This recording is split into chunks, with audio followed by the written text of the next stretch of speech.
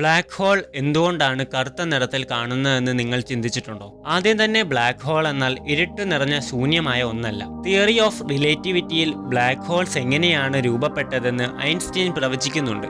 ഒരു വലിയ നക്ഷത്രം ഇല്ലാതാകുമ്പോൾ ഒരു ചെറിയ കോർ അവിടെ അവശേഷിക്കുന്നു. ആ കോറിന്റെ മാസ് എന്നത് കുറഞ്ഞത് സൂര്യന്റെ 3 മടങ്ങ് വരും. ഗ്രാവിറ്റി മറ്റെല്ലാ ഫോഴ്സിനെയും കീഴടക്കുകയും കോറിനെ ഒരു ബ്ലാക്ക് ഹോൾ ആക്കി മാറ്റുകയും ചെയ്യുന്നു. പക്ഷേ ബ്ലാക്ക് ഹോൾ എന്നാൽ ഒരിക്കലും ഒരു ഹോളല്ല, പകരം ഒരു വലിയ മാറ്റർ വളരെ ചെറിയ സ്പേസിൽ പാക്ക് ചെയ്തതിനെയാണ് യഥാർത്ഥത്തിൽ ബ്ലാക്ക് ഹോൾ എന്ന് വിളിക്കുന്നത്. ഉദാഹരണത്തിന് സൂര്യനിലെ ഗുരുത്വാകർഷണം ഭൂമിയേക്കാൾ 28 മടങ്ങ് കൂടുതലാണ്. ഒരു 4 സൂര്യനെ ഒരുമിച്ച് കംപ്രസ് ചെയ്ത് 24 കിലോമീറ്റർ ഡയമീറ്ററിൽ ആക്കുകയാണെങ്കിൽ അവിടുത്തെ ഗ്രാവിറ്റി എത്രമാത്രമായിരിക്കും? അത്രത്തോളം സ്ട്രോങ് ആണ് ബ്ലാക്ക് ഹോളിന്റെ ഗ്രാവിറ്റി.